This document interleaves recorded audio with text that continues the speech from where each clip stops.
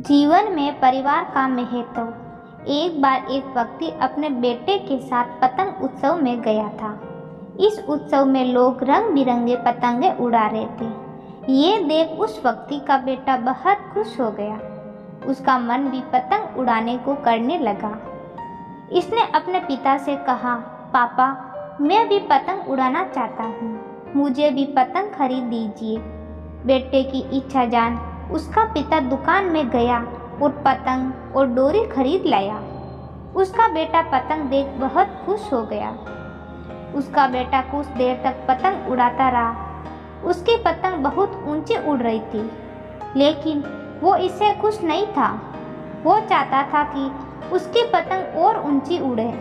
उसने अपने पिता से कहा, पापा, ऐसा लग रहा है कि इस जोर की वजह से पतंग ज़्यादा ऊंची नहीं उड़ पा रही है। अगर मैं इसकी डोर काट दूं तो ये पतंग आज़ाद होकर और ऊंची उड़ने लगेगी। बच्चे ने अपने पिता से जिद की कि वो उसकी पतंग की डोर काट दे। पिता ने उसकी बात मानी और पतंग की डोर काट दी।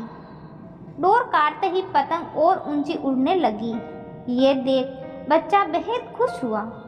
लेकिन कुछ देर तो पतंग ऊंची उड़ी, लेकिन फिर वो एक मकान की छत पर जा गिरी। ये देख बच्चा हैरान हो गया, क्योंकि पतंग की डोर काटने के बाद भी वो नीचे गिर गई थी। उसने अपने पिता से पूछा, पापा, ये क्या हुआ? पतंग नीचे क्यों गिर गई? इसे तो आसमान में और ऊंचा जाना था। तब उसके पिता ने उसे समझाया कि अगर तुम्हें ये लग रहा था कि डोर पतंग को ऊंचा उड़ाने से रोक रही थी, तो ऐसा नहीं था। डोर पतंग का सहारा दे रही थी।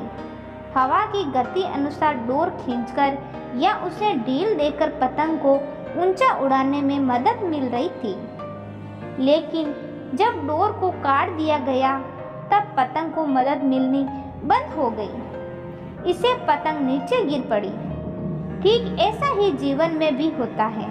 जब व्यक्ति जीवन की ऊंचाई पर पहुंच जाता है, तब उसे लगता है कि उसका परिवार उसे डोर की तरह पकड़े हुए हैं और उसे सफलता की ऊंचाई पर पहुंचने से रोक रहे हैं। लेकिन हम ये कैसे भूल जाते हैं कि हमारा परिवार ही है जो हमें इन ऊंचाइयों पर ले जाता है।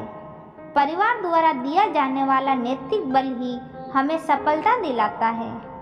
ये सुन उस बच्चे को उसकी गलती समझ आ गई। दोस्तों, ये कहानी आपको अच्छी लगी तो लाइक और शेयर जरूर करें। कहानी सुनने के लिए बहुत बहुत धन्यवाद।